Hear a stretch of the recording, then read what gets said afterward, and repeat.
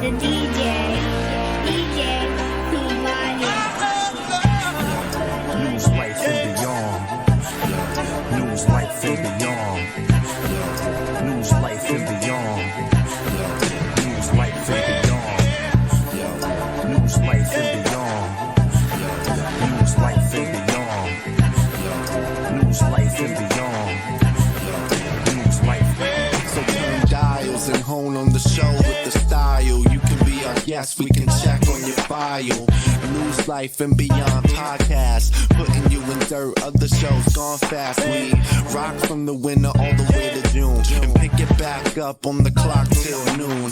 Blessing your mind with the 45th rhyme that I wrote. Raps got you in the chokehold. So don't be surprised if we get beyond gold with the freshness never gets old. We lock on the mics and discuss hot topics. Got you sweating like you're walking through the tropics. Rocking with the best duo, Adam A. And right next to him be the man Steve Gay. Touche if you're getting plays, cause I get a lot too. So let's represent the whole crew. New podcast, it's time to tap into it. Real life interviews, focus on your businesses. No propaganda or gimmicks, just two dawns. Steve J and Adam A. News, life, and beyond. That's why you the type of niggas you can't eat hot dogs around. I mean, glizzies. Yeah, you gotta cut that shit up. Eat it with a fork and a knife. Holy shit. Who's your favorite male rapper? Yellow play, hold on. Who's your top 5? No, he just said not too long ago that he doesn't like it. Yeah, but I want him to hear one. I'll say who I like. Yeah, go ahead. Old school to new. No, do old school first and then new school. Well, my number one is KRS. Obvious. Rakim. Big Daddy Kane. Those three alone is fucking dream team. And creativity. I fuck with J. Cole.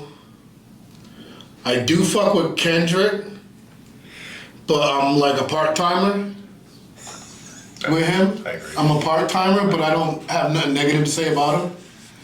I like his music, but I wouldn't buy it. Right. Yeah. But And I don't like all of it either. and people gonna get mad at this too, cause of all the shit going on, but I fuck with Drake. I don't give a fuck what anyone says. It's a light skin thing. That's good. We stick together. It's me, you and Prince, nigga. So now that you bring up Drake, what do you think about the whole ghostwriting thing for artists? That shit's been happening since day one, though. And the thing is a lot of the tracks that are like that usually reference tracks sent as for an idea. You know what I'm saying? Like, I've had songs back in the day that I did, and my brother said, "Don't say that, say this instead." Change some wordplay around me and shit like that. If you're in a studio with a bunch of people, me and Fox did it before.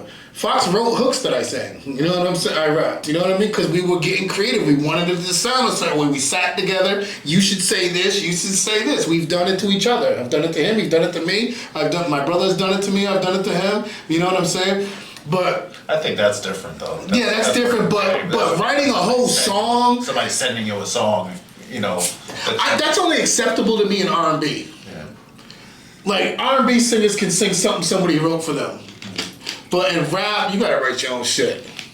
But if you're in a studio with a collab and you're putting thoughts together, it's acceptable not writing your verse, but giving input going, maybe you should say this and not that. So being somebody that doesn't listen, you know, I don't create music or anything, but when I think about somebody sending you a song, like for instance, if you was to write a rap song for me and send it to me, right? Without singing it yourself, just actually writing it on paper and sending it to me, here's your song. And I was to sit there and I was to read off that song. I don't know if I'd be able to read it off the same way. That's hard to do that. That you would actually. Right, that's when the you're thing. Writing, you know what I mean? It's like a bad text. You could text somebody something, you're like, why the fuck you bugging on me? I'm like, how am I bugging on you? Yeah, like, how you know what I mean? Like, somebody over text? it's hard to read something and know what their style is. So how does that work? Does when they have like a ghostwriter, does a ghostwriter actually just send you a song on paper, or do they actually sing the song for you so you know how it's supposed to sound? With the music? That I don't know because I don't need a ghostwriter. Yeah. I don't know how they do that. I don't know.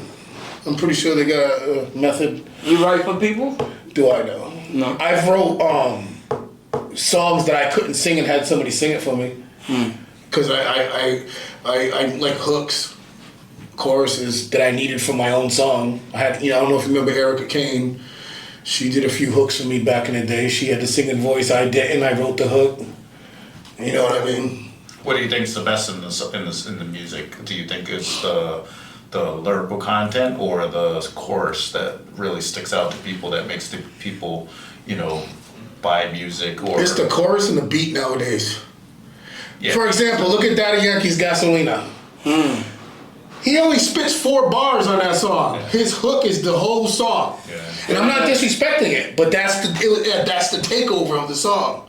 Yeah. Soon as you hear, toma tu gasolina, toma la gasolina, then he raps like 4 bars, then goes right back to the hook again. Yeah. You know what I'm saying? It's catchy. It's the catchy shit. And who made that popular? People like Little John and all them. They were good. Yeah. And I'm not dissing him either because he's a genius. They know how to make a song stick out. Yeah.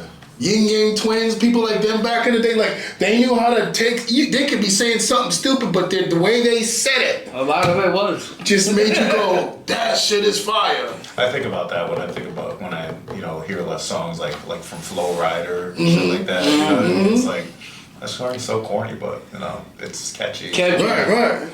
That's what I'm saying. We've had corny shit in our shit. Gets the radio plays. New school niggas ain't the only ones that been corny. We had corny niggas in our time too, though. Yeah. You know what I mean? No doubt. But where do you think the music industry is going? And do you think it'll last another 50 years? I don't think it will last another 50 years, just like record labels didn't last, and there's no such thing as record labels anymore. Internet took over. It's easy for anybody nowadays to promote themselves. It's easy nowadays to get yourself in where you couldn't before. Think about it. Back in the day, I don't think it's easy. back in the day, no, listen to what I'm saying though. Listen to what I'm saying though. Back in the day, somebody come out with an album. By the time Connecticut got their hands on it, it's already been out a few months. Yeah. You know what I'm saying? Nowadays, people can go online 10 minutes after they're done recording it and post it. Yeah. We didn't have that option. That's what I mean by that being easy. It's easy access for people to get your shit somewhere and send to somebody that fast. Yeah. You know what I'm saying? There's people that go online right now, post a song, and tomorrow they wake up fucking a million hits. You know what I'm saying? Because something they did caught somebody's attention, and then that person shared it on that person shared it. It's the telephone game. That's the thing is. And when you feel like your shit's not doing what numbers it's supposed to be doing, it means we have to check the supporters. The people who say they support are only saying they support, but really don't support. Yeah, Like, we know. you know what I mean? And I'm not disrespecting any of the fans on here or my own peoples, but it's really like sometimes people will go, I like your stuff. And they talk about you to other people and everything else, but you never see it shared, you never see it, whatever. You know what I mean? Like, We only have a few people that share our shit. and then some people feel if Maybe not even a few. they feel if they start liking and sharing, they want to feel like they're on your dick. You know, like get off that whole ego trip shit. Like, you know what I'm saying? Yeah. Support is support. Yo, friends are supposed to support you. Yeah. You know what I'm saying? Honestly, anytime I think about that whole situation, I that crabs in the bucket scenario comes in my mind all that time, where it seems like nobody wants to support anybody because they don't want to help them get ahead of them. You know what I mean? They know they're not doing shit, so That's exactly what it I'm is. not doing shit, so why should I help you? get I ahead? support it. You're not going to give me no money. You're not going to help me. You're not going to do anything for me. Then there's a lot of people that cheat in the game too, and they buy their views. Yeah. Buying their views, buying their this and that, and they're bragging like for example.